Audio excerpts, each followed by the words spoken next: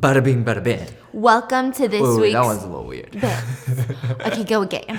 Bada bing, bada bam. No. Bada bing, bada bam. Bada bing, bada bam. Bada bing, bada bam. Welcome to this week's Bacon a Mystery episode. I'm your host, Stephanie Sue, and let's jump right into it. Today we're talking about a book called One of Us is Lying by Karen McManus. I believe that's how you pronounce her last name. This was turned into a show that you can actually stream on Peacock. I will be honest with you, I haven't watched the show yet. I've only read the book, so we're talking about the book today. This has been a highly requested book. It is considered of the YA genre, a thriller, but I am... What's YA? More of like a young. So it's not gonna feel... This all takes place in the detention room of a high school, okay? I haven't been in like a high school classroom in close to a decade, but here we are just talking about it. So let's get started. If you guys are watching the visuals here on YouTube at MissMangoButt, I am making some banana and marshmallow toast. As you can tell, the more intense the subject, the more intense the story, the more plain the food is. I am trying to make these a weekly thing, so, let's just appreciate the bimbo bread. It's literally called bimbo bread. So I'm going to take out a couple pieces of this bread while I introduce you to the 5 kids in detention. So it all starts in the detention classroom at Bayview High School. Now, this is a Monday, and there's 5 students in there. The chemistry teacher had decided that he was going to check every single backpack of every single student, and whoever had their phone in class, just in their backpack, detention. So 5 of them end up there, and one of them just kind of sticks out like a sore thumb. One of them, you're like, wait a minute, why did this person get a detention? Have you ever even been in detention? That's what you want to say to them. So let me introduce you to the cast of characters. First, we have Mr. Nate. Now, this kid is bad. He's a detention... Yes. His name is Mr. Nate? No, his name is Nate. Okay. His name is Nate. And this kid, he's bad to the bone. It's alleged that he has a DUI already. He's just in high school. It's alleged that he's the Bayview drug dealer. Like, this guy knows detention like he knows the back of his hand. He's there nonstop. He's probably in detention more than he is in his regular classes. But he's also really hot, because of course he is. Because who's not hot in high school according to books and movies? So we've got Hot Nate, the bad boy. Then we have a girl named Addie. Now, Addie is your stereotypical popular blonde. I don't know if she's a cheerleader, but it kind of feels like she's gonna be a cheerleader. She's dating the football captain. His name is Jake. They're like the school it couple. She got prom princess. Not the prom queen, but the prom princess. We'll get into that whole thing with Addie later. She usually doesn't go to detention either. She usually gets good grades, but she's ended up there because she had her phone in class. Then we have a Cooper Clay. Now, this is your stereotypical jock. He's actually best friends with Jake, which is Addie's boyfriend, but Addie and Cooper aren't that close. This guy is gonna be part of the MLB. Do you guys know what that is? I didn't either. No, I'm kidding. Major League Baseball. He bats like a pro. He's just built. He's muscular. He's lean. He's got this southern accent. He's the type of guy that not only is he a jock, but he's very, very sociable. He's not like a douche. I would say Addie's boyfriend Jake is more of like that football stereotypical high school douche, whereas Cooper minds his own business, stays in his own lane. He's also dating one of the hottest girls in school. He's just doing his own damn thing, and it's going really well. Even in detention, the detention teacher was like, you guys need to write an essay about why technology is going to be the death of all of us. And he decided that he was going to write with his right hand. Now, the thing is, Cooper is left-handed, but his dad had always told him, whatever you're doing with that left hand, you save it for baseball. Whatever you're doing at school, do it with your right hand. Use your left hand for what really matters, baseball. No. So he's forcing himself to write with his right hand. Is that not insane? Can people do that? Just kind of use both hands? I think some people can be. Maybe it's a learned trait. Yeah. I feel like it's easier if you're left-handed, no? Because so many things in the world are made to be right-handed, so maybe you have a little bit extra practice with your right hand being used. Does that make sense? Like the gear shift is on the right side of the car. Yeah. Does that? Yeah. So maybe left-handed people are better at being, what do you call it? Ambidextrous. There's a word for it. It slips my mind. I need to go to detention. I need to go back to high school. So he's literally one of those jocks. Then we have Simon Kelleher. Simon is He's Gossip Girl. So he literally owns an app called About That, but I'm just gonna call it Gossip Girl because this feels like a Gossip Girl fanfic at some points. But he created this app where he would just literally spy on all of the high school students. Everybody knows that Simon is Gossip Girl. They're terrified of Simon because he's Gossip Girl, but all of his info, all of his leaked secrets, they're true. He never lies. He always has the best sources. He finds out every high school student's deepest, darkest secrets, and he always posts about it. Now, sure, he only uses initials, but I mean, it's pretty clear who he's talking about. Context clues, right? So he ends up in detention. Now, he's not a detention regular, so this is going to be interesting. Then we have Brownin. Now, Brownin is the overachiever. She's the sore thumb in all of this.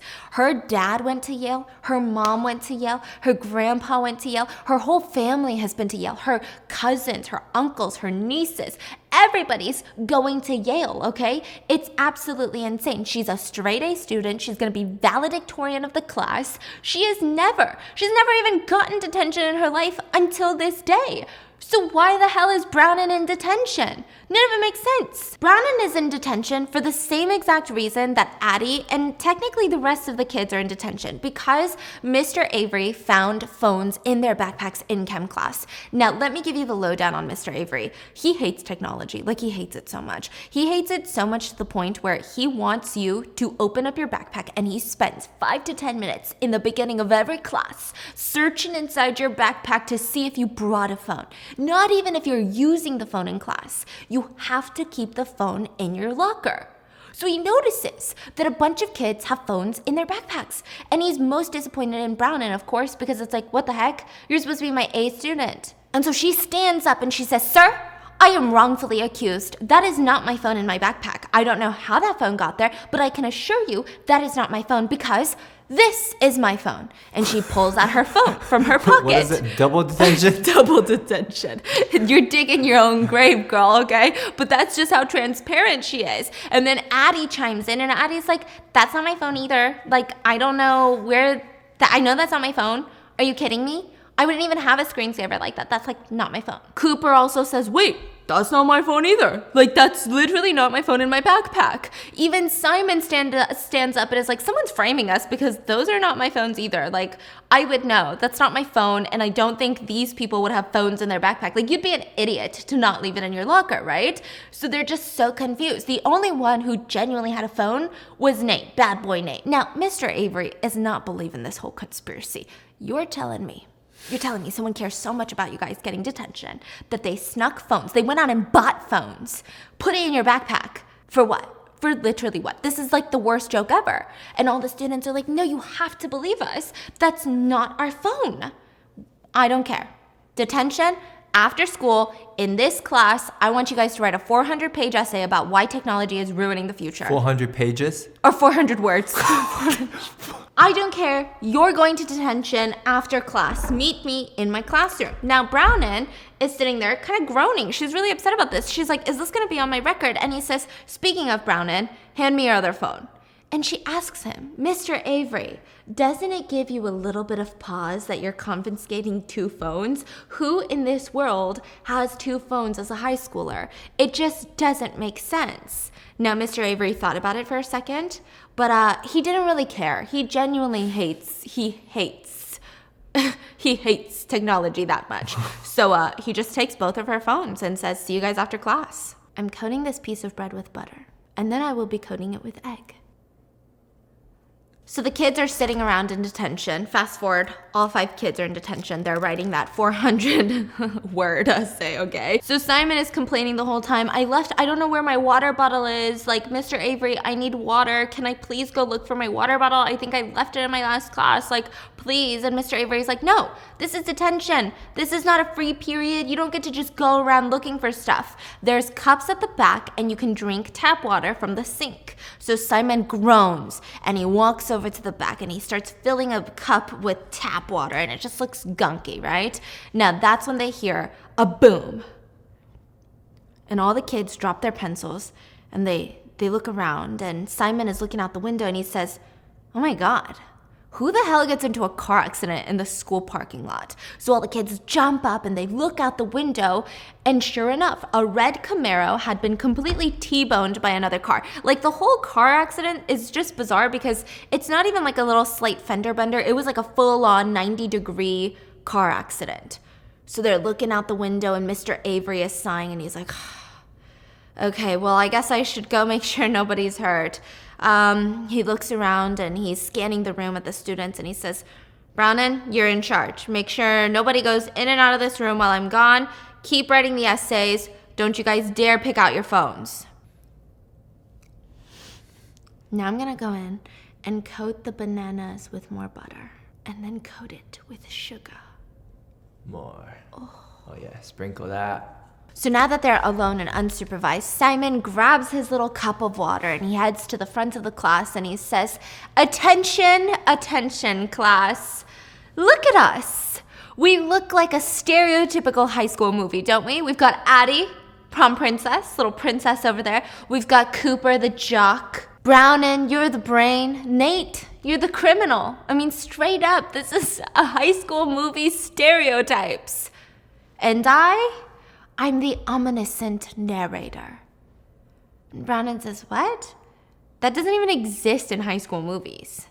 Oh, but it does in real life. Now, nobody was going to argue with this guy because Simon is honestly terrifying. Like, every single kid in that class was terrified of him. Most of them really never had articles written about them, thank God, but Simon is known for destroying relationships, destroying friendships, literally canceling people. This is like the scariest person in the high school. So they all just kind of go along with it. And he says, everybody get some water and we'll cheers, a toast to this high school movie. And he grabs his cup of water and he takes one full sip, like he downs the whole thing, and then he drops his cup, and then he bunks onto the ground, and he starts wheezing. And everyone starts panicking. Brownon is the first one to jump up and by his side. And she's like, what's going on? Simon, look at me. Are you okay, right? And she's like, I need to go call 911. But her phones are locked up. So she rushes to the next teacher's room. And she's like, we got to call 911. The rest of the students are freaking out. They don't know what to do. They just know that Simon looks like he's choking. His eyes are bulging out of his face. His lips are turning blue. And Nate is the first one to say, get his EpiPen. Get his EpiPen. He's having an allergic reaction. So they're rifling through Simon's things and they don't find the EpiPen. All they find are regular pens. At this point, Brownon rushes into the classroom with a bunch of other teachers, including Mr. Avery, and they all try to assist Simon. They've already called the ambulance. They're on their way, but what can they do? I mean, it's a matter of life and death. So that's when Mr. Avery says, okay, you need to run to the nurse's office and go look for EpiPens. They should just be right at the door.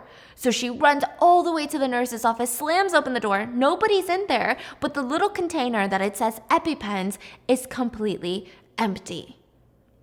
Another teacher rushes in and is like, did you find the EpiPens? The jar is empty. Do you know if they keep a backup? So they start rifling through the nurse's drawers. They find no EpiPen. But what does kind of at least alleviate some of their anxiety is that they hear the police sirens in the back, getting closer and closer to the school. By the time that Brownon and the teacher makes it back to the classroom, the ambulance, the paramedics, they're taking Simon out on a stretcher, and the kids are sobbing. They're bawling. This is like the most traumatic thing that has ever happened to them. So Mr. Avery tells them, take your phones and go home. Like, I don't think we're gonna finish detention. Let's just figure this out. So Mr. Avery is about to dismiss them, but right as they're about to walk out, he says, wait, are you sure he just took a big sip of his water and then he passed out? Yes, that's exactly what happened. But you guys didn't see him eat anything when I was out, right? Did he ever eat anything? I mean, the kid has a peanut allergy, but if it was just water, I mean, are you sure he didn't eat anything? Yeah, we're sure. Maybe it's something he had in his lunch. I mean, there has been reports that there are delayed reactions, and maybe why don't we just keep this cup, though, to the side? Maybe someone wants to look at it, just in case. Anyways, have a good day, kids. Now the kids leave. Addie was hysterical. She calls her boyfriend. Jake picks her up and is about to take her home. And this is kind of when we get like the inner look, the inner workings of these kids' life. Addie, she's that popular blonde girl, right? But her home life is not that great. Her mom is wild. Her mom cares nothing about her well-being. Her mom cares nothing about the fact that this is my daughter. She just wants her daughter to marry rich. That is what she keeps telling her. She always forced Addie into doing all of these weird beauty pageants ever since she was young, and she was always runner-up. Never first place, always second place. And her mom would tell her, it's not great, but it's good enough to keep a man who will take care of you for the rest of your life. She would always get prom princess, not prom queen. So her mom would just force her into all of these things, and it was really miserable. So when she and Jake come home, her mom doesn't even care about what happened to Simon. In fact, she's too busy making out with her new boyfriend. Now, Addie says this about her new boyfriend. His name is Justin. Justin is 12 years younger than my mom, 5 years younger than her second husband, and 15 years younger than my dad. At this rate, she will be dating Jake next. Like, that's what her mom's be doing, okay? Her mom also took her to get birth control and told her straight up, you don't want to say no too much. Because if you keep saying no, there's going to be a girl that will say yes. And you don't want to lose a guy. What kind of mom is this? So this is their home life. And then on the other side, we have Nate and Brownon, who are still at school. And Brownon confesses to Nate, I don't have a ride home. Like, I did not think that I was going to get detention, so maybe I'll call an Uber or something. And he's like, why? I can just take you home. Hop on. And he's got this motorcycle. And she's like, that? Do you know how many different ways you can die on a motorcycle? I'm not getting on a death machine. No, thank you. At least not with you.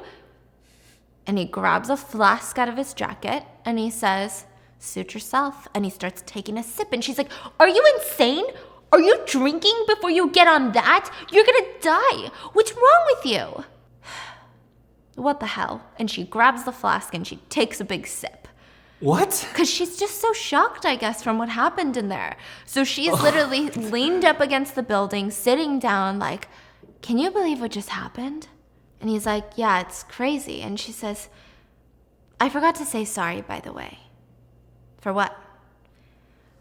When your mom, when she died, I wanted to say sorry because my uncle had died recently from a car accident too. So I felt like I knew what you were going through, but we weren't talking. It's fine. Sorry about your uncle. So Nate's mom died in a car accident. Mm-hmm. Her uncle died. So this is implying that at one point maybe they used to be friends, but they no longer were talking. So this is weird because, I mean, you would never expect Nate, the criminal, to be best friends with Brownon, the Yale girl, right? Mm-hmm. And he says, it's fine. Like, don't worry about it. But the ambulance came pretty fast today, huh? And he just kind of changes the subject. And he says, well, the offer's still up. Do you want to ride home? She says, sure. So she hops on, and the book goes into in-depth detail about how Brownon's thighs look in her dress on the bike. Now, I just want to mention, she's 17, but don't worry. She's going to be 18 soon in the book, so once she turns 18, it's free game for her thighs. I say with disgust, okay? I'm not really meaning that. But, like, there's a lot of information about her thighs in this book.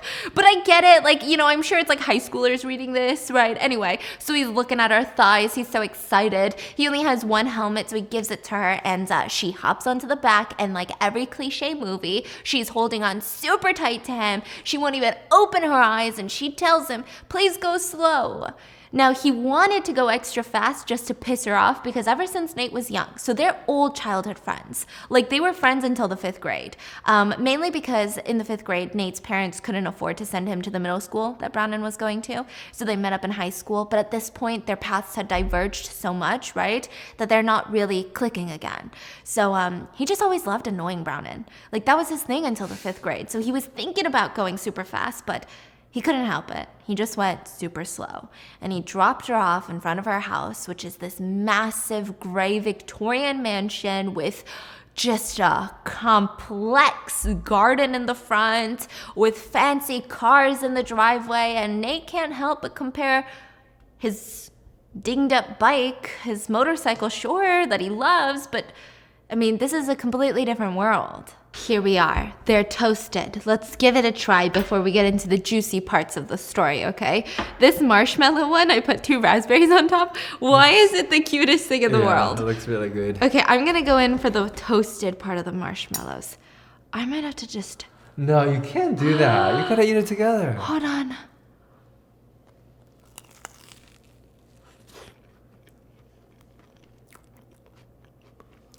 Honey, it's just marshmallow. Why do we not toast marshmallows in the air fryer? Is it not the same thing? Okay, let me try one. Oh my It seems crunchy.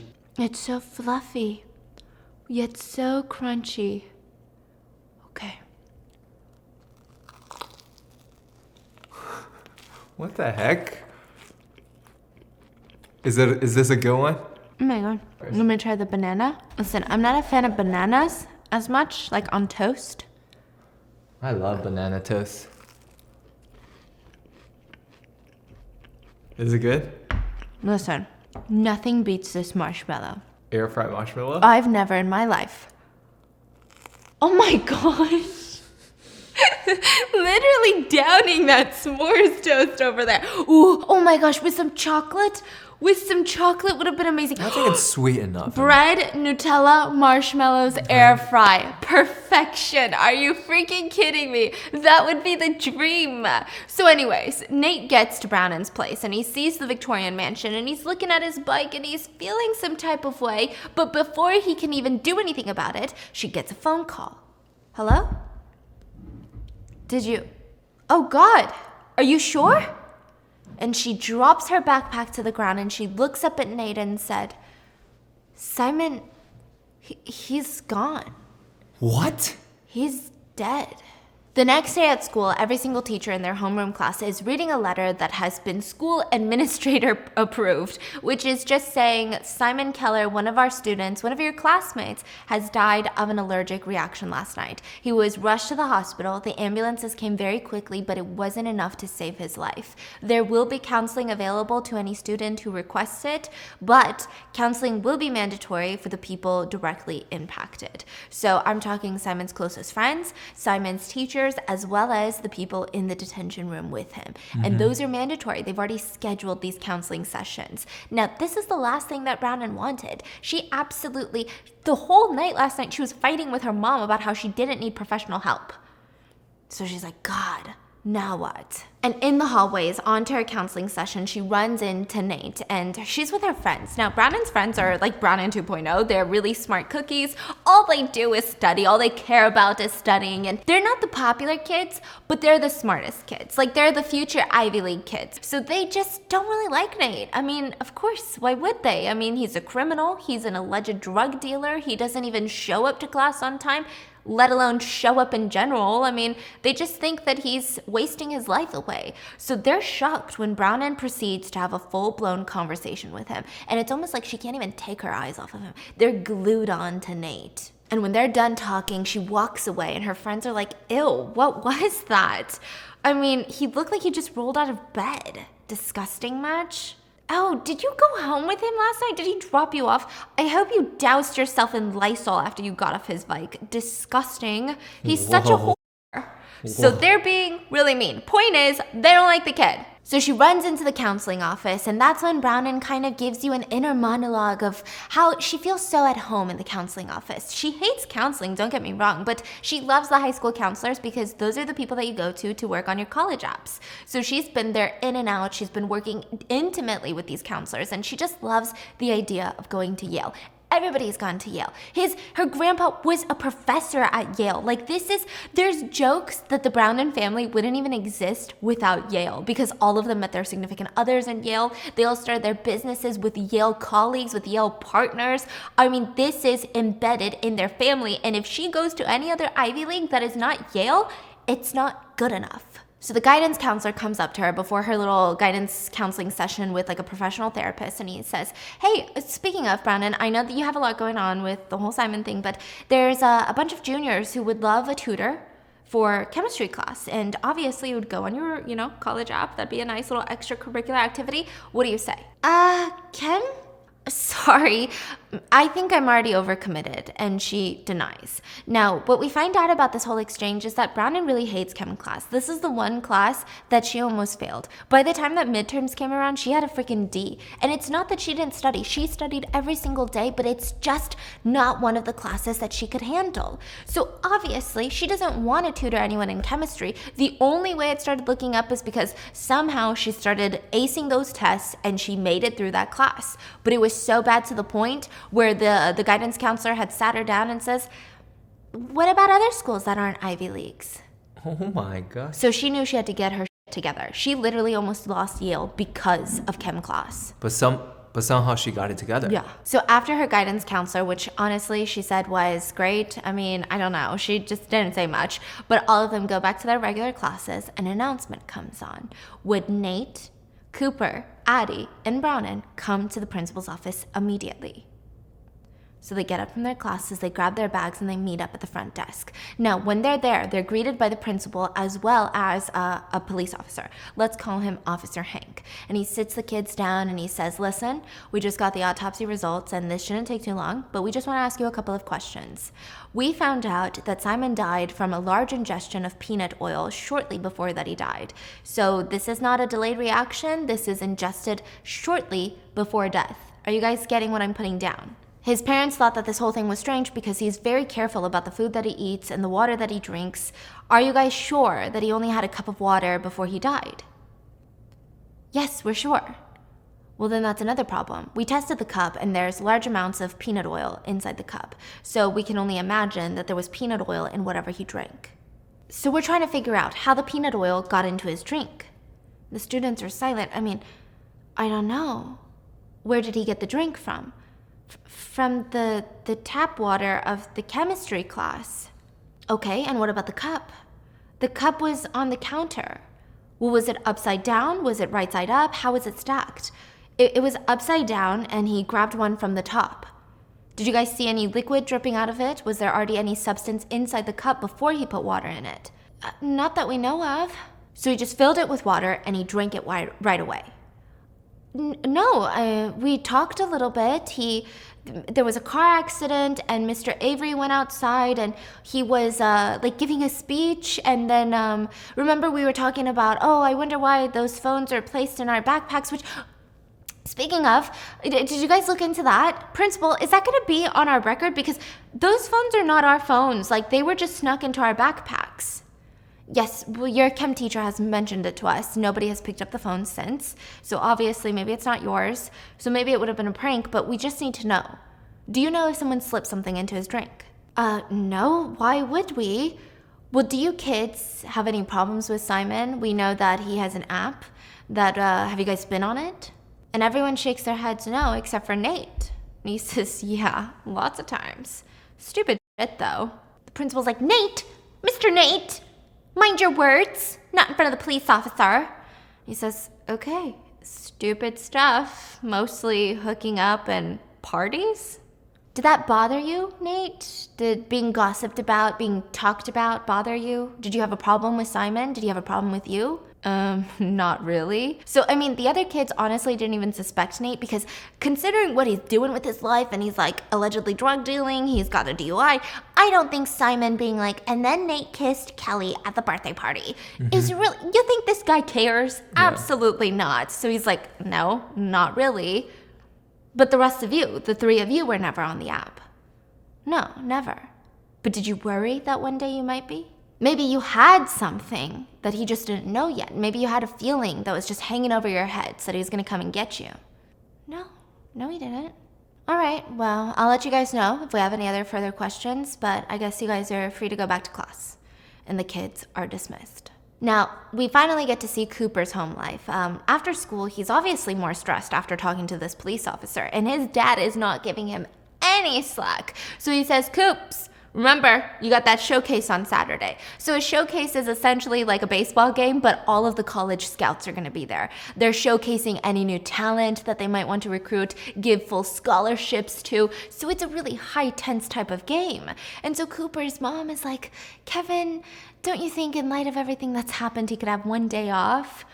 Nope, the best thing he can do is business as usual. It's not like Cooper laying around and doing nothing is gonna bring the poor guy back, so Coop, get ready for Saturday. And right at that awkward moment, the doorbell rings, and it is Cooper's girlfriend, Keely. I might end up calling her Kelly, I'm sorry, okay? But Keely rushes in. Now, this is the hottest girl in class. Like, this is the hottest girl in the school. Not only is she hot, but she's honestly so kind. She's also Addie's best friend. So Addie and Keely are best friends. Jake and Cooper are best friends, but they don't, like, double date. So it's just kind of like their thing, right? So she comes in, and she sneaks him a pack of red vines, like Twizzlers or whatever you call it.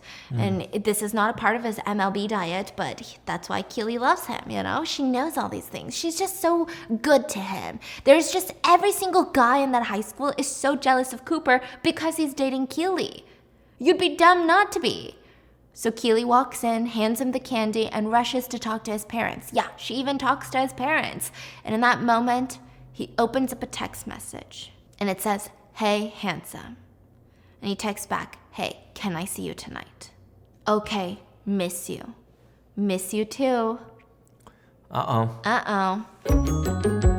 Let me tell you, 2022 is about to be about quality. I have seen so many videos talking about capsule wardrobes, and I looked into it, and they said that the reason that you feel like you don't have anything to wear in your closet is because you have way too many trendy pieces, and you don't have that staple collection of high quality, effortlessly stylish, chic. You need more of those pieces in your life, and I've decided to start building that wardrobe this year with Jenny Kane. You guys know that I've already talked about Jenny Kane multiple times on my other podcasts. I already have so many Jenny Kane shoes. I even have a blanket from Jenny Kane, which I tell you, that blanket is out of this world. The material, it's buttery soft. You guys know how I lounge. I go in on my stuff.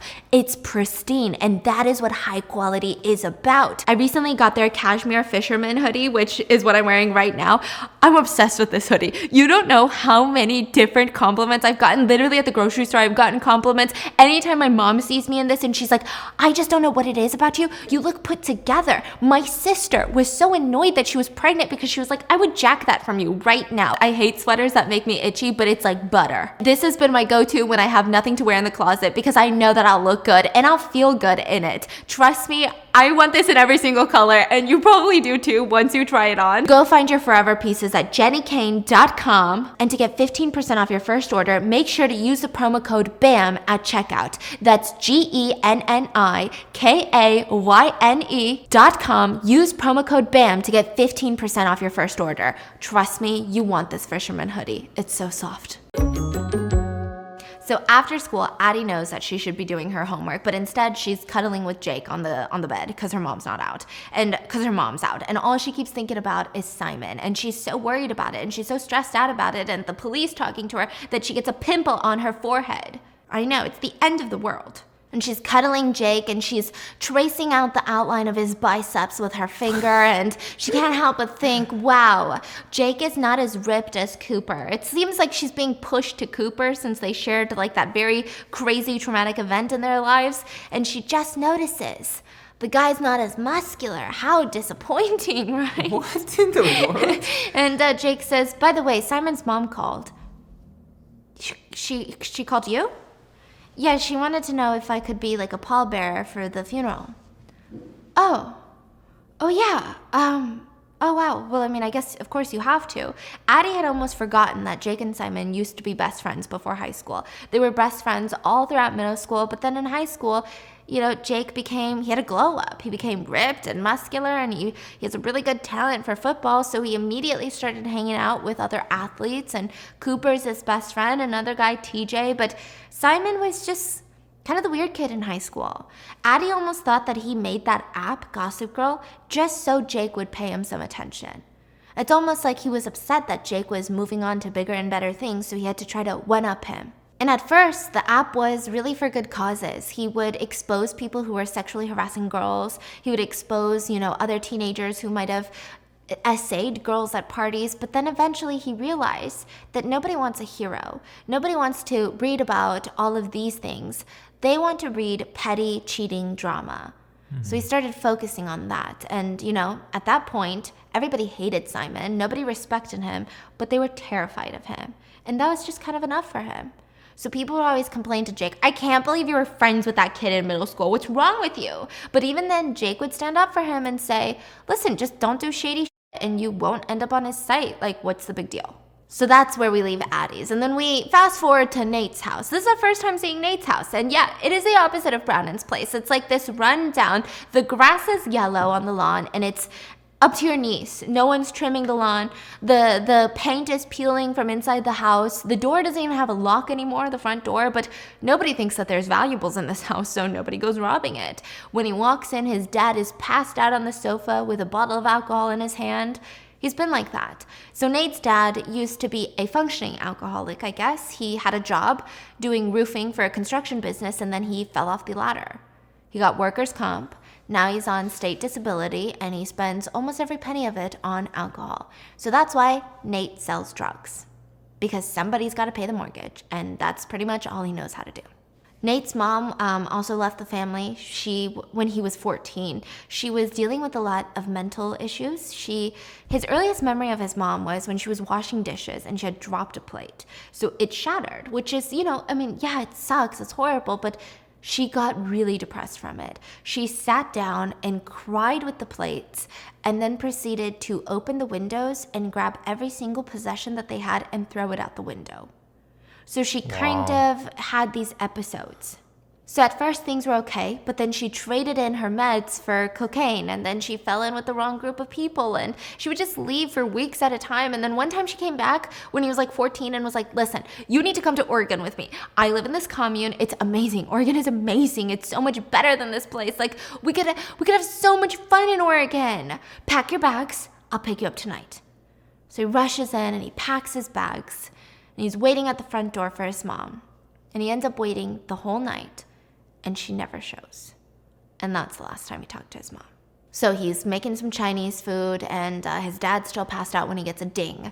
It's from one of his casual hookups. You know, Nate is like a bad boy. He be hooking up a lot, and he also is like one of those emotionally unavailable boys where he's like, oh God, I can't hook up with her twice in 1 week, then she's gonna get clingy, and it's just no strings attached, and he's thinking about it, but he does need a distraction from all of this. It's kind of cringe, but it's just in there, okay? Nate is hot boy. Anyway, right as he's about to put his phone down, another ding comes in from one of his good friends and says, have you read this Tumblr post that's been circulating?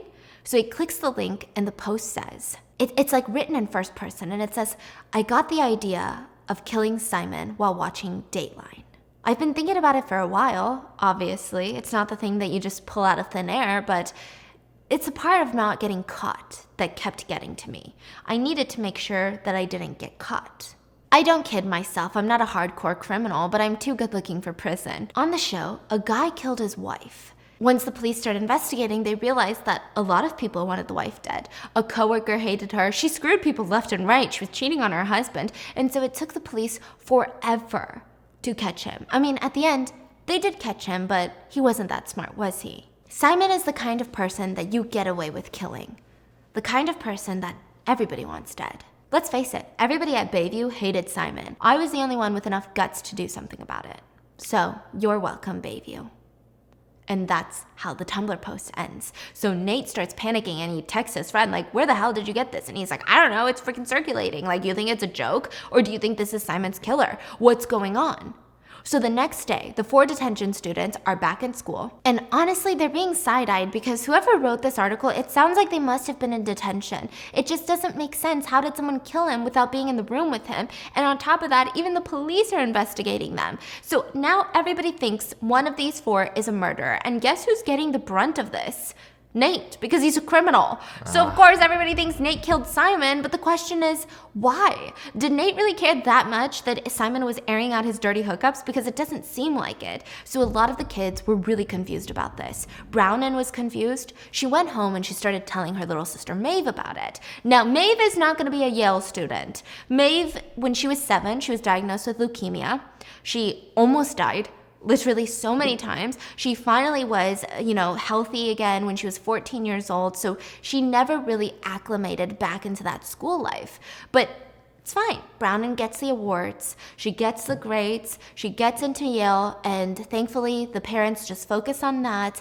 And everybody gives Maeve some slack. So even Maeve is kind of thankful for her sister. Like, you're putting up with the brunt of all this pressure. And I get to relax a bit. So she's talking to Maeve when the doorbell rings. And it's Nate. Nate has come to see Brownon. So this is when a little high school love starts to bloom. Nate doesn't even know why he went over there that day. All he knows is he was sitting in his house and he was looking at the painkillers that he was selling. And he thought about taking one because there was just a lot of stress in his life. I mean, it seems like they're being investigated for murder. But he couldn't because then he would just pass out next to his dad and then really nobody would pay the mortgage. Nothing would get done. He would just waste his life away. He would just get addicted. He knew it. Nate has a very addicted personality. So somehow he went on his bike and he wasn't really thinking about where to go, but he ended up at Brownon's. Now, thankfully, her parents weren't home. So she welcomes him in, and Maeve, she's a wing woman. So Maeve is like, oh, hey, we're just studying. And he walks in and he's like, oh, you guys play the piano? Brownon plays the piano. She's really good at the piano. Brownon, you should play the piano for him. It's awkward silence. So Brownon goes, okay, I guess I'll play the piano. And she gets on and she starts playing. Now, we just get Nate's POV when he's going back home, but he says that he's not even really sure why he got to Brownon's that day, but he's glad that he did because when she was playing the piano, it was like the only moment in his life recently that he felt like a kid, like peaceful. Meanwhile, at Addie's house, the police stop by. Officer Hank is knocking on the door, and Addie's confused. Okay, she's really stressed. She's unraveling, honestly. And he says, can I ask you a couple more questions? And of course, Addie's mom is immediately flirting with Officer Hank.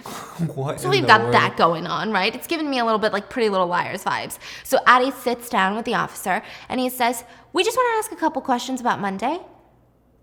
Sure. Were you at the nurse's office on Monday? The day that Simon died? No. What? You were, though. It's in the nurse's log. I don't remember. You don't remember going to the nurse's office that day? Well, I go a lot for headaches and stuff, and... Oh, right. I was probably on my period, so I went in to get some Tylenol.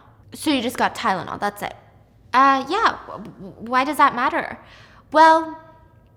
One of the things that we're looking into is why the nurse's office had no EpiPens. A lot of students reported seeing the EpiPen jar full of EpiPens before in the morning, and then by afternoon, it was gone. So we just wanted to see who was in the nurse's office. Maybe they had seen something. Maybe you had seen. Did you see some EpiPens when you were in there, or no?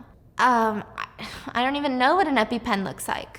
So with that, the officer says, okay, well, we just wanted to see. It says that you were in the nurse's office at 1 p.m., so we just wanted to see if the EpiPens were in the nurse's office at that time.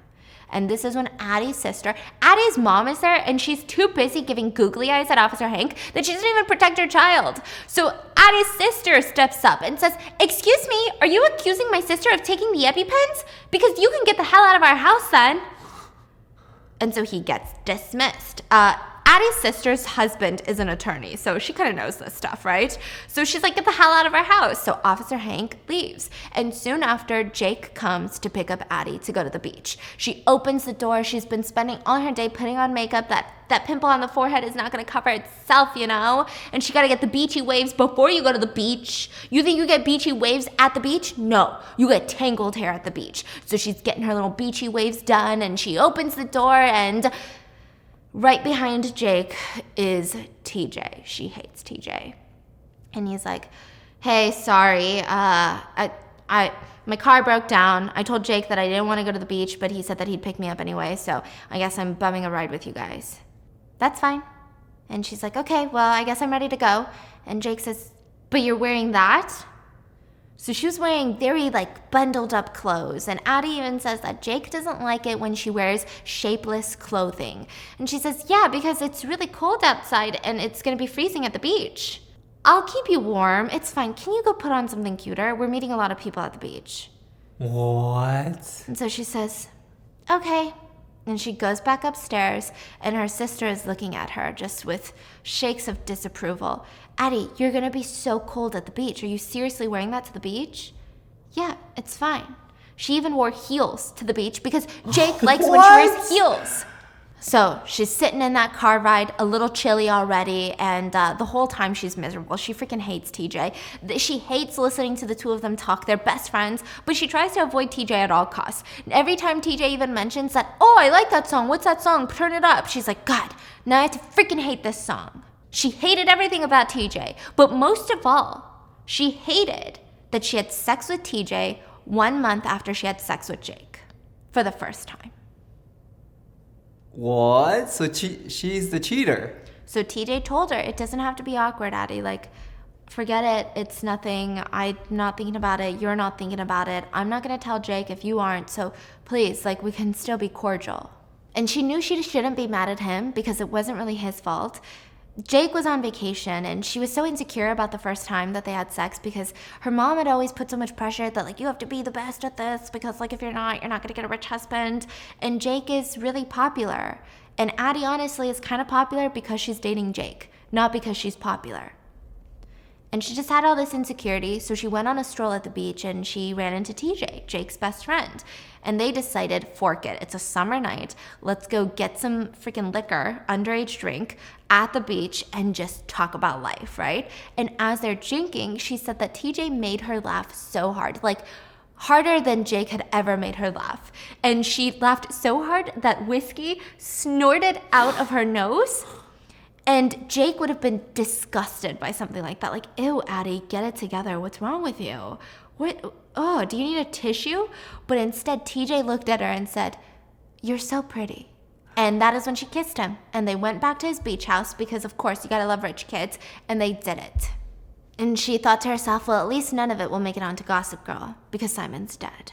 So now Simon's memorial was being held at the school at a football field. So there's going to be a memorial and the funeral. And practically everyone is going to the high school memorial. I mean, it's at the school. There's going to be teachers in attendance. And Cooper was on the way there with his parents when he bumped into Leia. So he says, oh, Leia, are you headed to the memorial? Because, you know, it's after hours at school. And she said, what? And the minute that she said what, he knew that he messed up because Leia last year had tried to end her life because of Simon. Who's Leia? Just a random girl. Oh. She had tried to end her life because of Simon. He just went in on her about her sleeping with freshmen. She was like a junior at the time and just would not stop to the point where she was getting death threats. She was being bullied. She was effectively canceled. It got so bad that she went into the bathroom and she slit her wrists and her mom saved her in time. And she was out for the rest of the school year, and it was really bad. And she said, you think I'm going to the memorial? Good riddance. No, I'm not. Nobody could even stand the guy anyway. They're all out there holding candles like he's some sort of martyr, instead of like a little gossiping douchebag that he is. Cooper was just trying to be PC. You know, he didn't really disagree with Leia. That's true. Simon honestly was not a good person. So he says, I guess they just want to pay their respects. Yeah, hypocrites. That's what you all are. Did you see the latest update? The latest what? The new Tumblr post. You didn't see it?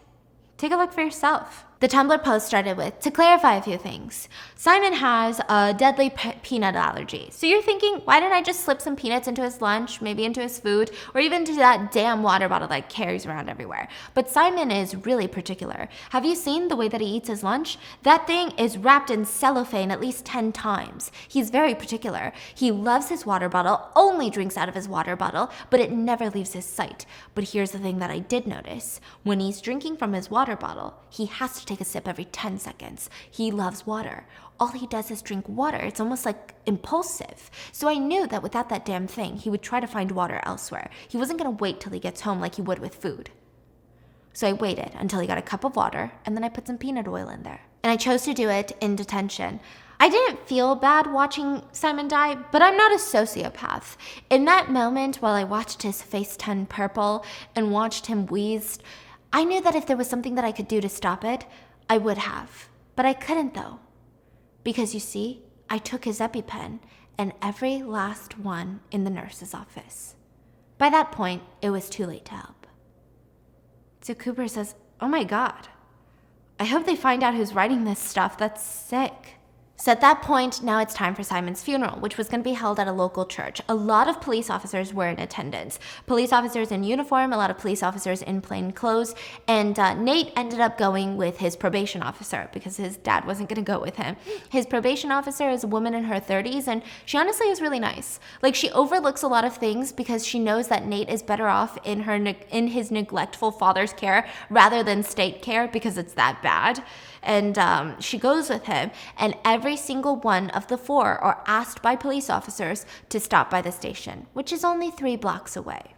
So Addie goes first, and she sits down, and she's by herself. They bring in a woman from the school administration board, and they say, this is your adult of interest. She's going to be here instead of your parents because this is not an interrogation. We don't need your parents here. At any moment, you don't have to answer any questions. You can feel free to get up and leave. We're just having a little chat, right, Addie?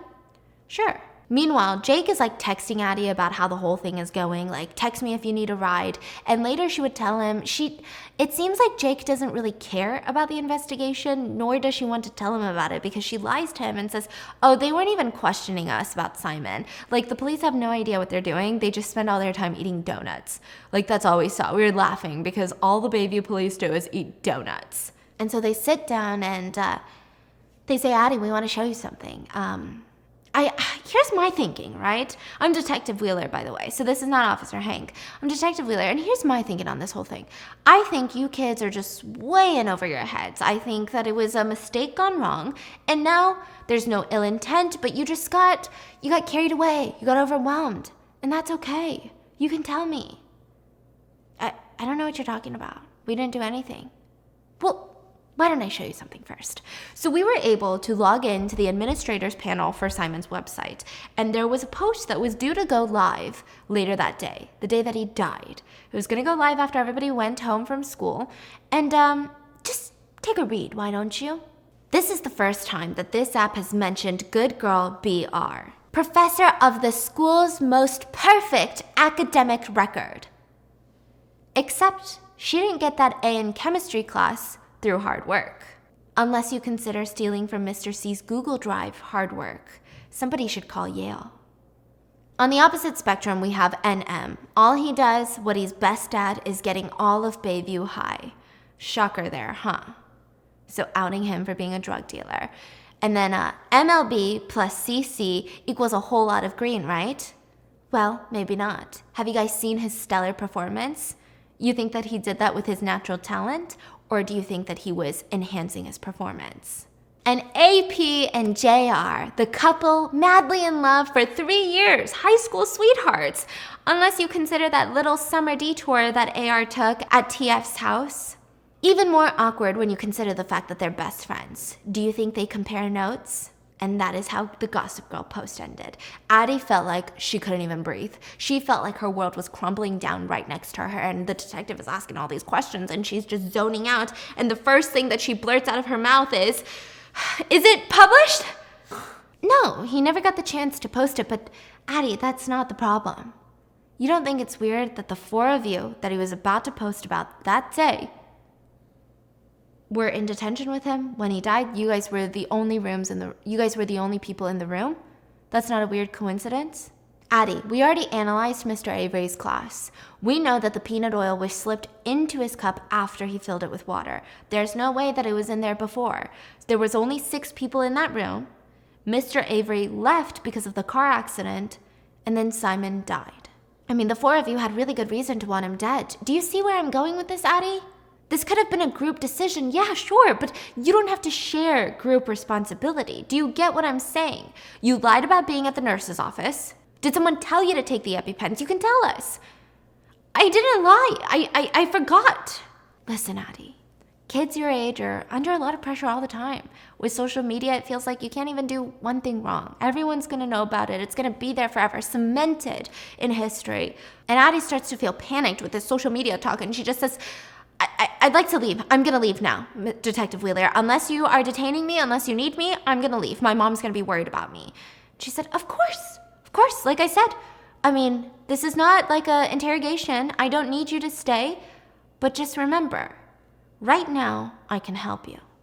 The minute that you walk out that door, I don't think so, Addie.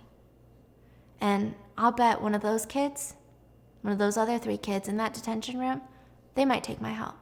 And Addie looks at her and says, I don't need your help. And she rushes out of there and she calls her sister to pick her up.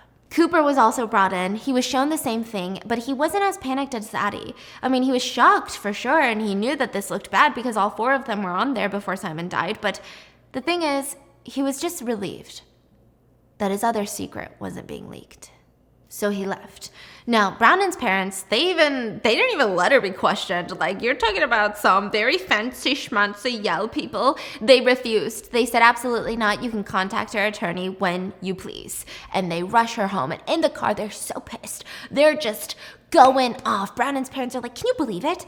Off of some stupid website gossip rumor, they're gonna be interrogating you young kids. I mean, we could sue the police department for something like this. This is absolutely outrageous. I mean, imagine the tarnishing on your reputation that's taking place just because they're looking at high school gossip. For all I care, I could write a website post right now about some gossip. Mom, it's not like that. Simon never lies. Yeah, but he did this time. Don't worry about it, Brownon. We're going to hire you an outstanding lawyer, and all of this will be taken care of. It's purely a formality. It'll be a blip on the radar when you're at Yale. But Brownon couldn't take it anymore. Her parents were ranting, and she tried to tell them. I did, though. I did. Brownon, what? What did you just say? I cheated. And they stop the car, and they say, what did you just say? I cheated. I used the lab right after Mr. C, and I was failing, and I wasn't gonna get into Yale, and he was still logged in, and I opened his Google Drive, and he had all the answers to all the chem tests for the rest of the year, and so I downloaded it onto a USB, and I took it home, and I cheated. Her parents were disappointed, but honestly, they're fast thinkers, and they said, how would Simon know? Does anybody else know? And she says, I don't know how Simon would know. I'm just so disappointed in you, Brownon. Never in a million years would we ever think that you would do something like this. So to give you some background, Brownon's dad was one of the youngest CFOs in Silicon Valley's history when he was younger, before he even had Brownon. Brownon's mom, she has a very successful dermatology practice, and she hasn't even been taking new patients for like a decade. That's how successful it is. So they are really incredible people. So now they're really pissed off at Brownon. And she says, but I don't know how. I don't know how he would know something. And you know how this looks. This gives you motive. But I promise I didn't do anything. That's not what we're saying. We're just saying, from the outside perspective, this gives you motive. So they immediately say that they're going to hire an attorney, and they do. Her name is Robin, and she is a high-powered defense attorney, but she is not high-profile. So she's incredibly successful, but she's not high-profile because if you get a high-profile defense attorney, you look like a guilty rich person who's trying to buy their way out into innocence, you know? So they're really smart. They be thinking these things. Meanwhile, Nate is the last one to be questioned, and he was there with his probation officer, Mrs. Lopez. And honestly, she was sticking up for him. Like, she was yelling at the police when they got too intense with the questioning, but on the drive home, she told him, I'm not going to ask about anything they said or that little Gossip Girl post, but I'm telling you right now, Nate, if you touch drugs, if you even go anywhere near it, I can't help you. Nobody can, okay? You already have a record. Like, you're in deep water. It's not a joke. And I would also say, think about this. There's 4 kids involved, and all of them come from somewhat privileged backgrounds. Maybe they're not doing the best. Maybe they're in debt. Maybe the parents are living paycheck to paycheck, but they're present in their kid's life. And some of them are downright rich and influential, like Brownon. You're the obvious outlier, and you could easily become a scapegoat. Am I making myself clear? Be careful. And he walks inside, he drops her off. She drops him off, and he walks inside, and he's hit with that pungent smell. Not again. And he looks all over the house until he finds it, wherever his dad threw up and never cleaned up. So now he's scrubbing throw up off the counters, and he can't help but think, and just remember Brownon's house. It was so white and clean and cozy. What would it feel like to go home to a place like that after being accused of murder? Probably feels better than this, huh? So he hops into his bike, and somehow he ends up at Brownon's again. But this time he can't even make it in, because a man with a padded vest, is that you? A man with a padded vest walks outside and says, I'm Javier Rojas, I'm Brownon's father, you can't really be here right now, sir. Is Brandon home? You can't be here, and I'm sure you don't want police involvement any more than we do, so I'm sorry, but you're gonna have to leave. There was no conversation. It was very matter of fact. Nate had no choice. He had to leave. The next day at school, Brandon meets up with Nate in the stairwell, and it's empty, and she says, I'm so sorry. I saw you outside the window, but my parents would not let me downstairs. The attorney that we got says that I'm not allowed to talk to any of you guys that were in detention, so I couldn't go outside. Are you okay? Did they question you too? And Nate says, yeah, not only did they question me, they actually came and searched my house today. So I'm assuming they didn't search your house? No, it's fine, but here.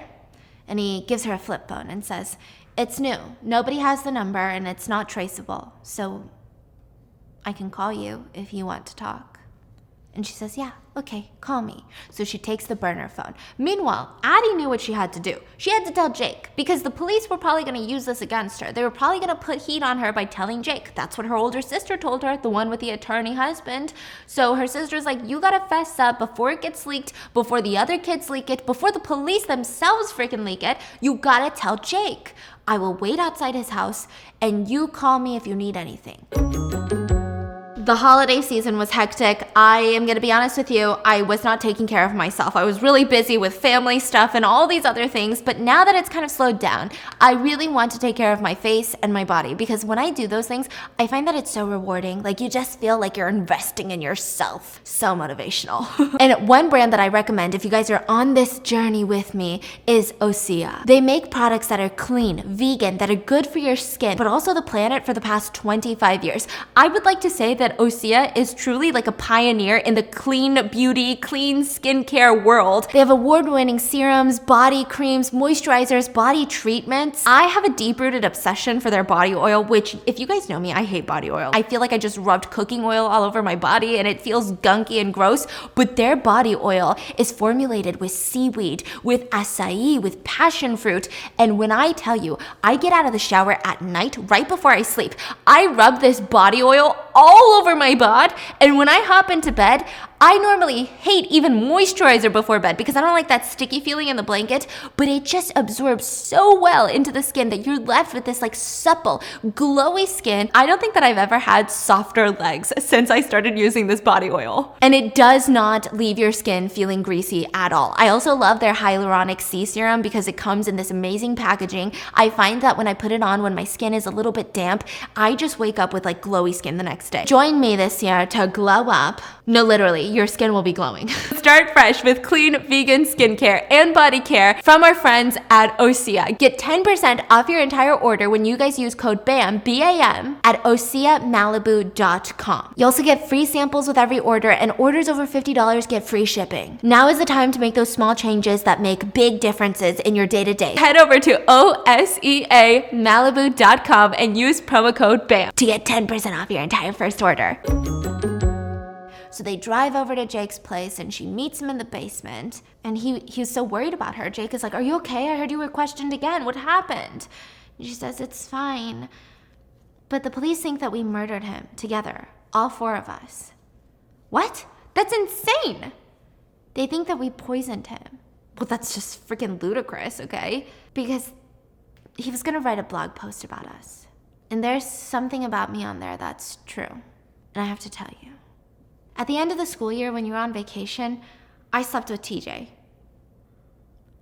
We ended up getting drunk together, and I went to his house, and we slept together. And at this point, she's sobbing. She's saying, I'm so sorry. Like, we slept together, but it didn't mean anything, and I would take it back, and I would never want to hurt you. And you just see Jake's whole face and demeanor change, and he says, oh, you're sorry. That's great, then. That's all right, as long as you're fucking sorry. And she says, I really am. But before he can even say anything, he jumps up from his little beanbag and he punches a hole in the wall. And then another one. You guys know what they say about hole punchers in the wall. Red flag. Red flag. You did punch a hole in the wall by doing a headstand, no? Yeah, my butt punched a hole. Yeah, bigger red flag. Your butt punched a hole? Yeah. Bruh. And he says, fuck you, Addie. Like, you're sorry that you screwed my friend and then you didn't tell me for months and we've been sleeping together and you've been acting like we've been in love and all you have to say is you're sorry? What the hell is wrong with you? I treated you amazing. Jake's hand is covered in blood and he said, get out. I can't stand the sight of you. Get the fuck out of my house. And she rushes upstairs and her sister is waiting outside for her. And she gets in the car and they go home. At school the next day, word had gotten out, and word starts getting around to what happened because mainly Jake had ran into TJ and punched him in the face, and he got escorted out of the house, or escorted out of the school.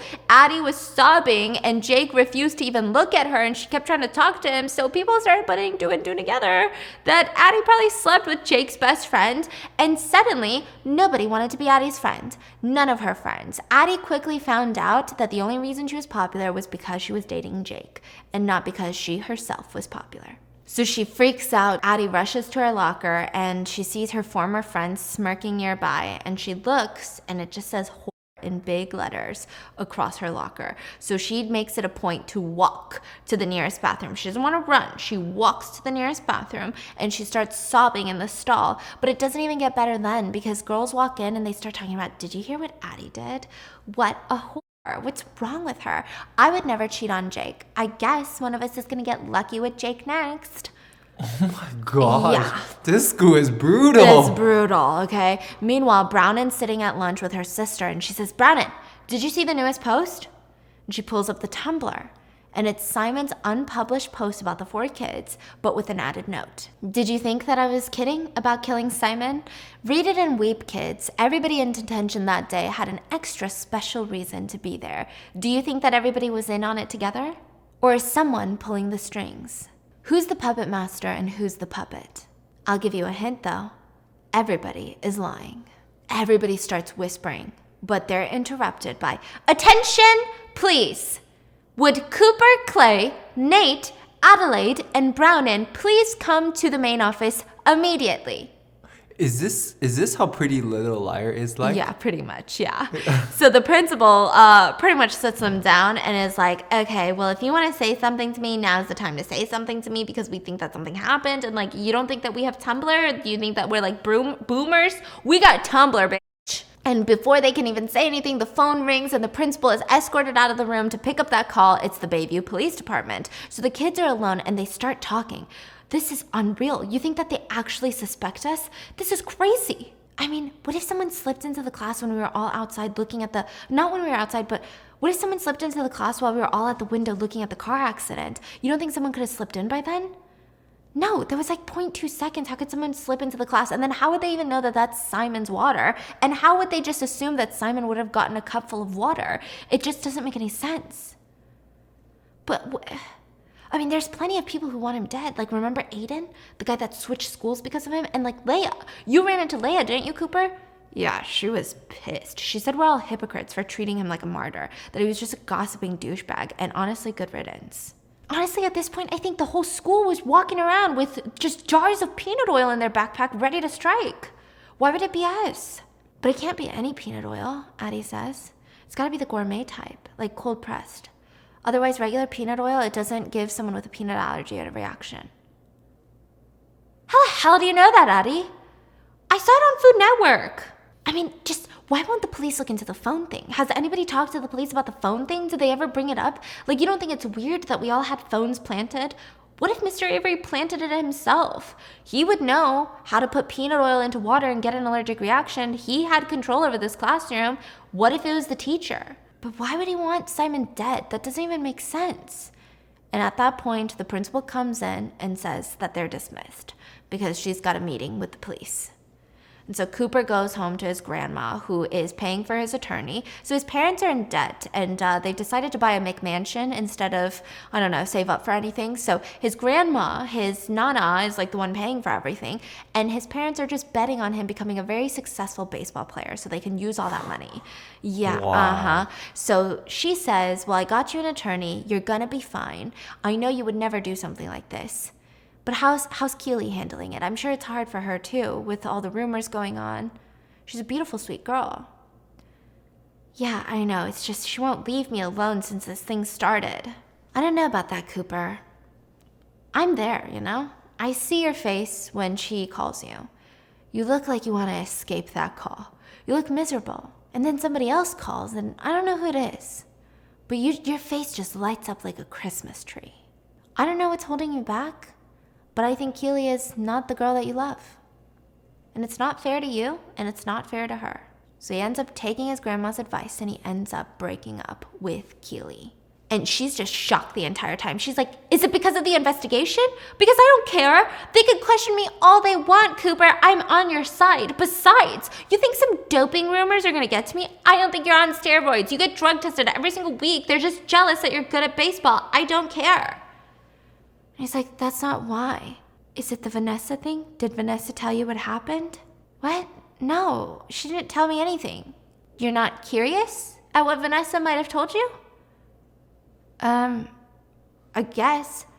You don't even care. You literally don't even care. You don't even care what Vanessa would have said, what Vanessa would have said about me. You don't even care. Really? And she's so mad. And he's like, okay, tell me what Vanessa said. I hooked up with Nate. A week before we started dating, I hooked up with Nate at a party. Okay. And then you asked me out a couple weeks later, and I said yes. Okay. And you don't even care? Jeez, you never cared. Was I just an accessory for you? Safe to say, she did not take the breakup easily, and they part ways. Meanwhile, Maeve is the only one pulling through on this investigation, okay? She was able to get a library card, not under Maeve. This is Brandon's little sister. She was able to get a library card, not under her name, but she goes into the public library and she hacks into Simon's blog somehow.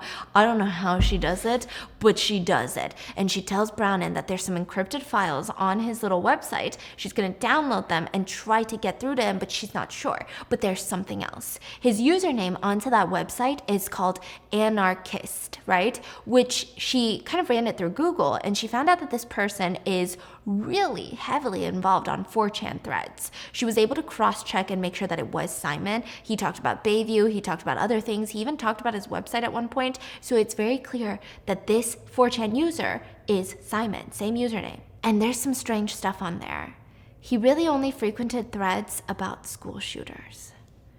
And not the ones like true crime, but the ones where they were praising them. And so the sisters are reading through them, and they're interrupted by the news. It's like ABC's 2020, but a guy by the name of Mikhail Powers. He's like got this little true crime segment, and he's like the #1 at it. He's the best at it. And even Brownin's parents are sitting down and watching it. He dubbed the 4 high schoolers the Bayview 4. And once this hits, this case goes viral. All these people start getting involved, people start voicing their opinions, and honestly, the world is sexist because Cooper and Nate, they end up getting fan pages made about them because they're so hot. Meanwhile, everybody thinks Addie and Brownin are manipulative whores. So that's great. Meanwhile, the police are on to another suspect, not the Bayview 4, but one of their siblings. They bring in Maeve and Brownin and their attorney. So 18 months before Simon died, he had made a post about Maeve. So Maeve had finally been cured of all of her illnesses, and she went to a party for the first time. Now, at this party, she had a crush, and she just got drunk. This is like her first time ever being out. She was so excited. She got drunk and started dancing on tables. Simon made so much fun of her and said, how embarrassing. And just was taking jabs at her, even though for the first time in her life, she was trying to have fun. And so ever since then, Maeve retreated even more from the social light, and she stopped hanging out with friends. She stopped going to parties. She became more of a hermit. This gives Brownin more motive. You must have really hated him. I mean, your sister had leukemia, and now here he is making fun of her the minute that she's finally acting like a teenager again. I mean, that would build resentment for anybody, huh? But that's not all, Brownin. Here, scroll down a little bit. Your email address was used to comment this. Fuck off and die, Simon. And at the same time, Cooper is at the gym with his best friend. Reporters are following him to the gym. I mean, it's crazy. His best friend Louise is like, okay, you need to just, I guess it's Louis, right? His best friend Louis is like, you need to change clothes with me. Take my baseball cap and I'll take yours. You take my car, I'll take your car. Maybe if I rush out there with your hat over my head, they'll think I'm you. They'll follow me for a while. I'll lose them, and then you can go do whatever you want. So he's like a good friend. So they swap clothes because they had just walked into the gym. And he runs out pretending to be Cooper, and the ruse works. The reporters follow him in Cooper's car. Meanwhile, Cooper gets into Louise's car, and this is like the first time that he finally feels free. Nobody's chasing him because they don't even know that he's Cooper, right? So instead of going home, he decides to drive to a local apartment complex. And he rushes up to the top floor, and he knocks on the door. And it's a guy named Chris. He says, "What are you doing here?" And Cooper starts making out with him. So Cooper's other secret is that, yes, Cooper is gay. He's always tried to suppress his sexuality, but ever since he met Chris, he just couldn't help it. It's not that Cooper was ashamed of being gay. He just knew what he wanted in life, which was to be an MLB star. It has nothing to do with him being ashamed or shy or anything. It's just about his baseball career. And, well, Cooper's dad. Cooper's dad still calls gay men homophobic slurs. He also says things like, there was news about a gay man in the MLB, and his dad would say, "God, I feel so bad for the guys in the locker room with him. They must feel so uncomfortable to deal with that type of crap." His dad believes that gay men spend every waking hour not doing normal people things, but just like hitting on straight men. That's what he thinks like their whole purpose in life is, which... cool. Where are you getting this information, you weirdo? So, yeah, that's why he's hiding the fact that he's gay. On the other side of the relationship spectrum, we've got Nate and Brownon, who are going strong. They're making out. They're watching movies at night on her burner phone. So they both play Netflix while they're on the phone. And it's, like, really cute. And then he has these moments of weakness where he's like, why would someone like you want to be, like, with me? And, like, once this thing is over, you're not going to want to be with me anymore because we're not going to connect on any level. Like, you're just finding comfort in me right now, but we're in different worlds. Meanwhile, Addie is miserable because nobody likes her, she has no friends, and she's spending all of her time in the bathroom crying and her mascara is running. One friend that she kind of makes, well, just a crying buddy, is Janae. Janae was Simon's best friend before he died, and she too has been spending every waking class in the bathroom crying, sobbing her eyes out. And Addie approaches her and says, "Listen, I know that you don't like me, and with everything going on and what everybody's saying, with good reason, but I just want to say that I would never have hurt Simon. And if you need someone to talk, I'm here for you." And she says, "You've never talked to me, Addie." I guess I haven't. Until you lost your friends, huh? I guess that's true, but I didn't know it bothered you that I've never talked to you. And slowly they just start developing a friendship. Janae even asks if she can come over one day to talk, and Addie says yes. Not because she thinks that they're friends, but mainly because she thinks it'll be hilarious to see her mom's reaction. Janae wears head to toe black. She has tons of earrings. She's like a punk girl. And Addie's friends are preppy jocks and cheerleaders. So she could not wait. Janae comes over. She's upstairs, and she's like, "Do you want something to drink?" And Janae's like, "Sure. Can I get some water?" And in that moment, as she's walking downstairs, she texts Brownon, "Hey, come over. Janae's over. Like, we can all talk. We can all chit-chat. It's been rough." And Brownon doesn't respond. And in the kitchen, Addie runs into her mom, who gives her a 15-minute lecture about the type of friends you need to make, about how you need to have good influences in your life, blah, blah, blah, blah, blah.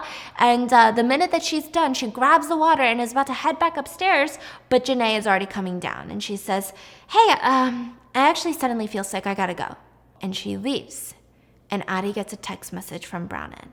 "Can't come over, but be careful. I don't trust her." She was alone in her room. Then the police call in Cooper to the police station. Just Cooper this time, because they want to show him something. There was an entry that was deleted off of Simon's blog post, and it was, everybody wants a piece of Cooper. Everybody wants a piece of CC. Even Keely. But he's got Keely, right? But I'm sure any guy would be tempted. Rumor has it he slept with a German underwear model. But instead of thongs and bras, he models boxers. I guess she can't win if she's playing for the wrong team. How does he know everything? Yeah. And the police say, "Is this true, Cooper?" And his attorney says, "Cooper, you don't have to respond to anything. This is not a crime. Being gay is not a crime, and this post proves nothing. So unless you have a question, we'll be leaving now." And they say, "Well, don't you think it's strange? Did you know his original post for what was going to happen on Monday was about you being gay and not about you doing steroids? So maybe you were trying to kill him before that secret got out." I mean, it's odd that he would swap something like that because this seems to be more of his style, more juicy, don't you think? But even then, his attorney tells him to shut up, so Cooper is sent home. And Cooper knows. He knows that this is going to get out, just like Addie's secret. Everything's going to get out. So he goes home and he sits his parents down. And they're curious. What did they say, Cooper? What did they say this time? Is it another stupid rumor about you doping? Because that's not true. You're taking drug tests every single week. Your performance has not gone down at all. If anything, it got better since you started taking drug tests. So how do you explain that? And he says, that's not what they... Simon somehow found out that I'm gay. And Cooper's dad laughs out loud. Like, really laughs out loud and says, Jesus, Cooper, you really had me there for a minute. Seriously, what happened? And Cooper's mom is like, I don't think he's joking. Of course he is. Of course you're joking, Coops. Right? You're joking, right? No, I'm not.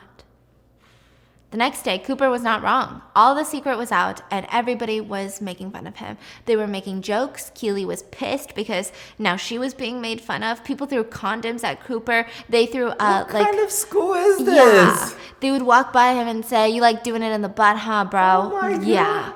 Yeah. And then Nate was the only one that stood up next to Cooper and said, "Who the f*** cares? Get a life." And Vanessa, the one that wrote on Addie's locker room, she stands up and she says, "Are you his boyfriend or something?" And everyone bursts into laughter. It's not even that funny, right? So Nate walks up to Vanessa in front of everyone and says, "Really? Because I didn't even know your name when you tried to kiss me at my party a couple months ago." And oh, what is that you tried to do? You tried to stick your hand down my pants? In fact, is there any guy here that you haven't tried to do that with? Because I'd like to meet him. Everyone starts laughing and ooh, and then one really nerdy kid stands up and says, Me? There you go, Vanessa, make it happen. And he walks away. Now Nate sits down and Brownon gives him a full-on kiss on the lips in front of everyone. And at this point, nobody gives a fork that Cooper's gay anymore because, are you kidding me? Valedictorian is dating drug dealer? What the fork is happening to this world? Are we in a parallel universe? Where is Mercury?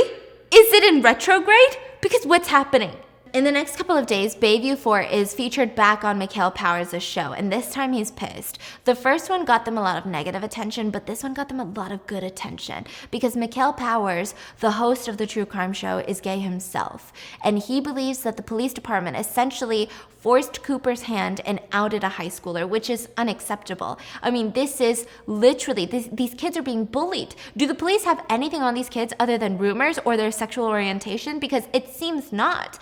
They also did a segment talking to Leia as well as Aiden and all the other people that Simon bullied to show, see, there are a lot of kids with motive. So why are we focusing on the Bayview 4?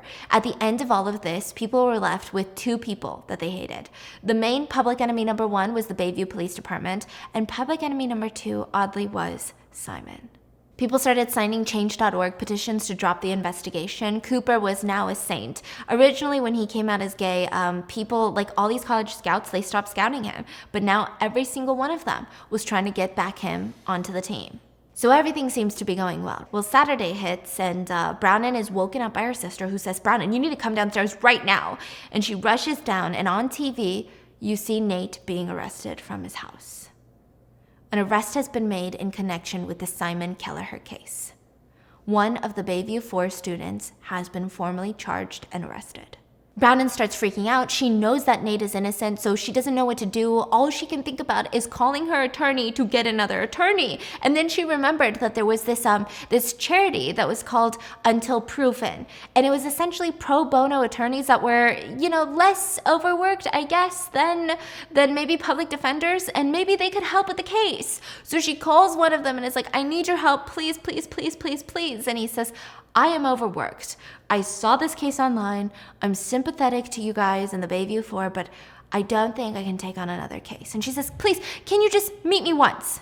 And she ends up telling her mom because she knows her mom has to go with her. And she tells her mom that her and Nate are dating.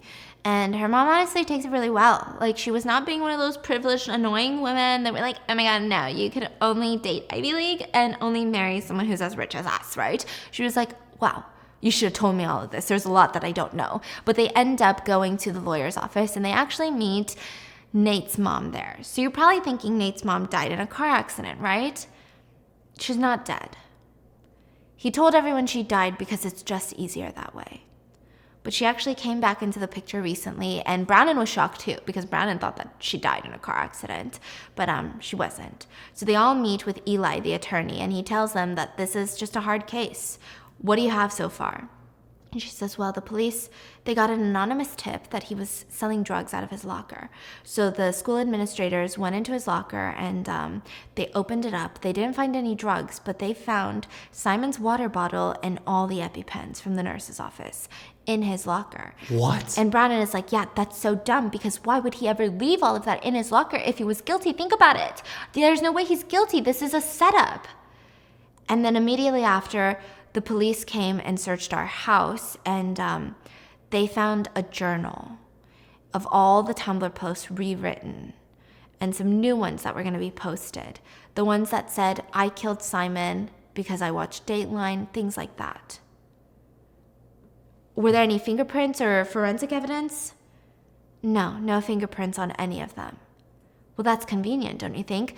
Is your house really secure? Is it always locked? What about his locker? I know lockers are pretty easy to get into, especially for high school kids, but what about the house? I don't remember the last time we had a lock on the house. We never lock the house. And there's something else. The DA thinks that Nate is too dangerous for juvie. They want to transfer him to adult prison. And Eli sighs and says, Brannon, this is all your fault, because now I have to take this case. And I have to kick you and your mom out because you guys are represented by someone else. And Brannon says, the yes. lawyer is touched. And Brannon's like, thank you so much. And she rushes out of there with her mom. And now they just need to get to the bottom of this. So the Bayview 3 now, they're left to find out how to get Nate out of prison. And the one thing that they can think about are the car accidents. The timing was too perfect. They were so preoccupied with the car accident that they didn't even know if someone walked in. I mean, they must know something. But they never saw those cars again in the parking lot. So all they can think about is going through the Tumblr post again and tracking down that red Camaro. They actually were able to track down the red Camaro that was in the schoolyard, like the school accident, and we're going to get into that in a little bit. But first, they go through the Tumblr post. All 3 of them had stopped reading because it was just got too stressful and too toxic. But they needed to study it, because are you sure that this is Nate writing them? That's what the police is saying, that Nate wrote these Tumblr posts. So they catch up, and then the next one is talking about how the 4 of them sat in the interrogation room and how they watched the police shove their mouths with donuts. Shove their mouth with donuts. Oh my God. And Cooper and Brannon are like, that's not even true. And I don't think I was even with Nate in the interrogation room. And Addie looks at them and says, it's not true. But I told Jake it was. What? Meanwhile, Brannon goes to confront the guy that was driving the red Camaro. He was actually another high school student at a neighboring high school. She shows up and he drives up in his red Camaro and she's like, hey. Oh, aren't you that girl on TV? One of the Bayview 4 or whatever? Yeah, I'm Brannon. What are you doing at our school? I just was waiting for someone. Oh, okay, cool. And he starts walking away and she says, I was waiting for you. I know that you were in an accident at our school the day that Simon died. And he looks at her and he looks around and he jumps into her car. And he says, that never happened. Okay, fine, it did, but I wanted to say something when the police started getting involved, but I just didn't know what to say, and I didn't think it was that big of a deal. Technically, I didn't do anything wrong. Some guy paid us, me and my friend, $1,000 each to get into an accident. I went to a repair shop and it was only $500 to fix my car, so we pocketed $500 each. Do you know who? Do you know their name or what they look like? Did he have brown hair and blue eyes? Yeah. Was his name Jake? Here, look at his picture. And she shows him a picture of Jake and he says, no, it wasn't him. It was actually someone closer to the case. Oh God, don't say it's Nate. It was Simon Kelleher. Simon himself? Simon himself. But What? why would he?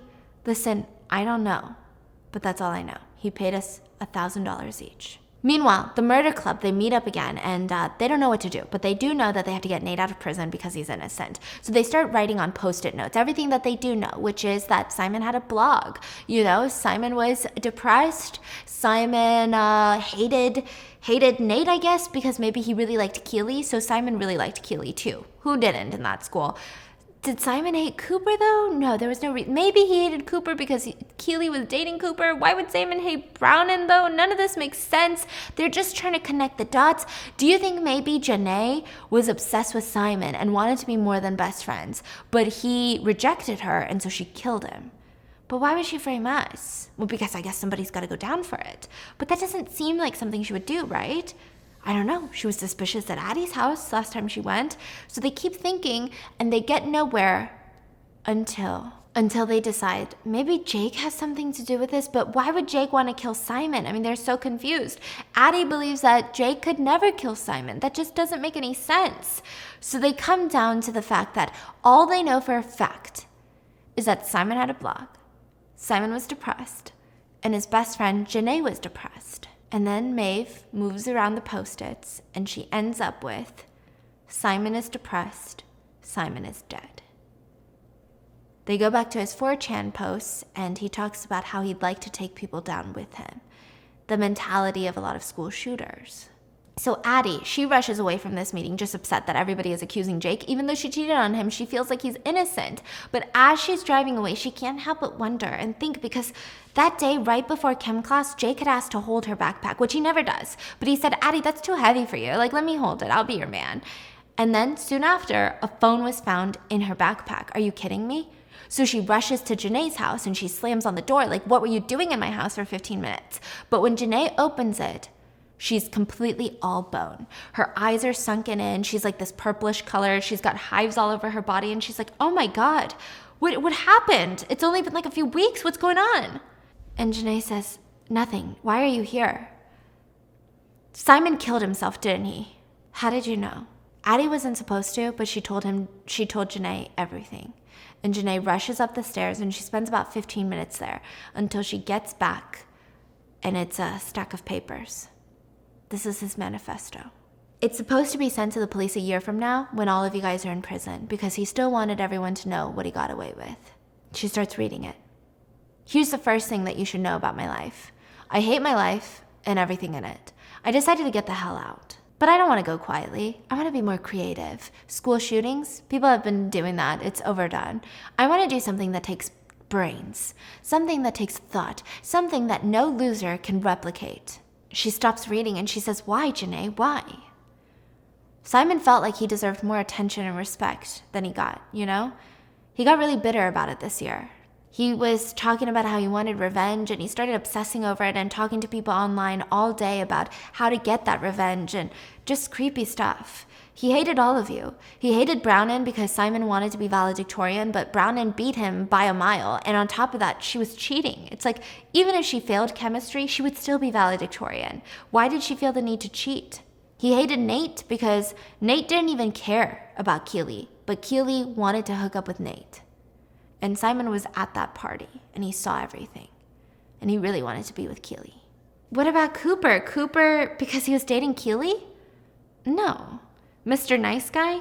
Cooper decided that he wasn't allowed to go to any of Vanessa's parties anymore.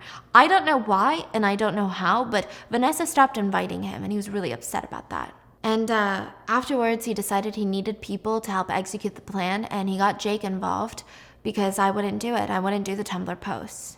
Jake? He also sent you to the nurse's office to get Tylenol that day, didn't he? He did. He wanted you to rot in prison, you know? Simon came up to him and told him everything about TJ. He knew for months. He knew before Simon died. He was playing the long game. He wanted you to go down. But Jake knew for all these months, and we went to the beach and we went on these dates. We slept together and he knew that I had slept with TJ? Yeah. And he wanted you to be the one in prison. But, oh my God. But I'm not. Nate's the one in prison. How did that happen? Did he change his mind? No, everything unfolded just the way that Simon wanted it to. But when I was at your house, I was supposed to plant the journal and the EpiPens.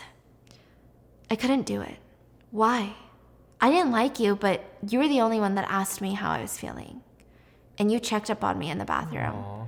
And nobody else did. And it didn't matter that you lost all your friends and that's why you did it, but you still did. So I couldn't do it. And I couldn't not do it because Jake was threatening me. So I knew that Nate was the easy one. He doesn't even lock his doors. But why can't you just turn in Jake and get this over with? Like, we need to get justice. We need to get Nate out of prison. I can't. There's a recording of me and Simon talking about the plan. And Jake said that he would give it to the police and say that I was the one doing the Tumblr post. He's going to throw everything on me and say that he just stumbled across this audio recording. So the doorbell rings and it's Jake. So now Addie starts panicking and he says, okay, well, we'll just play Jake at his game. So Janae said that anytime Jake comes in, he will take her phone before they talk. So she says, fine, I'll hide in the closet and I'll record on my phone. So just get him to admit that he's part of the plan and we can go to the cops. So she hides in the closet and she's recording.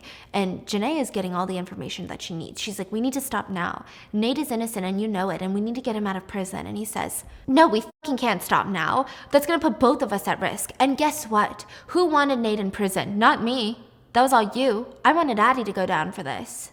By the way, I fucked that up. Now she's going to get away from all of this with no consequences. She's not even going to go to prison. So I have an idea. But at that moment, rule number 1 of recording people in private had failed. And Addie's phone rang. And she set her ringtone to Rihanna. And freaking, he knew it. Everybody knew it. And so he screams, what the hell, Addie? And she jumps out of the closet, runs past him, out the house, and into Janae's backyard, which was heavily wooded, by the way. And she starts running. It's one of those cliche horror movies where she snaps on twigs, and Jake, the athlete, is just fucking booking it after her. And of course, the crunching gets louder and louder and louder, and then he slams her down onto the ground, and he starts choking her. Her skull was bleeding. She was bleeding from the head. She's, seeing stars, and she keeps trying to get free, and he says, come here, you little bitch. Like, you did this to yourself. And he's slapping her across the face while he's choking her. And then Janelle sneaks up behind him trying to hit him, but he catches on and he punches her in the face, breaking her jaw. Goes back to choking Addie, and right before she dies, he says, I couldn't put you in prison, but this is good enough. But just as she's about to lose consciousness, Jake gets body slammed onto the ground by Cooper Clay. They call the police, and the sirens come, and they pick up Jake. They play the whole audio recording. They show all the proof, and Nate is released from prison. Janae gets a plea deal to testify against Jake. Jake is facing charges for, obstructing justice, harassment, attempted murder of Addie, all of that. Meanwhile, the Bayview 4, they move on with their lives. Cooper is now an even bigger hero. He saved Addie and Janae, and all of the baseball teams want him. He gets a full scholarship, and he starts being recruited by the major leagues. Then we have Brownon, who retakes the chemistry class and passes on her own free will. She gets accepted into Yale. Nate gets a construction job, and they are still dating. They briefly broke up because he was like, I don't know what you see in me, and after this investigation, we're not going to have anything in common. But she said, no, I like you, and I like your horrible taste in movies. And Addie was asked out by TJ, who she really, really did want to get to know because he was the only one that stuck by her when she was getting bullied. But she decided to take a year for herself, to find herself first. What happened to Jake? Jail? Jake's in prison, yeah. And that is the story of One of Us is Lying. There's actually another book called One of Us is Next, and that one is a whole set of new characters, but at Bayview High School. Same author? Yeah, One of Us is Next. Wow. Yeah. I feel like I just watched one of those series, like Yeah. Pretty Little Liars. Yeah. I think so too. Yeah. It was intense. The book is really good. I highly recommend picking it up. I mean, it is like one of the most famous books recently in the YA thriller genre. This is one of the most read recently, and I can see why. So they made a show out of this? Yes, it's on Peacock. I think it has 10 episodes already. Wow. Which I think would be interesting to watch the show. I really think so. But I think the book is always better than the show, and the book is always better than this video, so go pick up a book. I loved it. Who did you think it was? I thought it was Cooper. Because Cooper, they why? kept saying oh, but he has another secret. Everybody else's secrets were out in the open, so I was like, man, what's Cooper's other secret, right? And then I was like, okay, no, it can't be Cooper. What if it's Brownon? I thought it was the chem teacher. Why? Oh, maybe he had something on the chem teacher. Because obviously I was thinking it can't be the 4 because that would be too easy of a plot twist. But then, you keep saying the chem teacher hates technology. And he runs like a blog. So the chem teacher hates this hatred and towards it's ruining the world. Right. It's freaking weird. Does he have? I didn't know why he hates technology so much. It makes sense that he can slide phones into their book bag. Yeah. And then he will probably be the one to find out that she stole the answer. Yeah, that's true. Yeah. So I in the midway through, I was like, oh, it's gotta be the chem teacher. And then it was Simon. Yeah, I didn't see that coming. Yeah, me I either. didn't see Jake either. Yeah, I didn't see Jake coming either. And this school is brutal. Yeah. Oh, yeah. I hope there's no school that's actually this brutal. They're all like that. Oh, they're all like that. Bruh, they're all like this that. This is crazy. Yeah. I'm glad I didn't speak English when I was in high school. So. He was having a blast in high school, he said. I wasn't having a blast. He said, everybody was so nice to me because I didn't speak English. And I was like, were they being nice to you or were you getting bullied? Because I tell you, it's cutthroat. It's cutthroat. But I hope you guys enjoyed this week's episode of Bacon and Mystery. I'm going to try to be here every single week for you guys with Bam. This book was intense. Every other week, maybe? You don't like this? You don't like sitting next to me and hearing about a Bam? You don't even like it? Is that what you got some complaints with your s'mores toast that you devoured? I hope you guys enjoyed and I will see you guys next week. I'll see you tomorrow with a different video. Bye.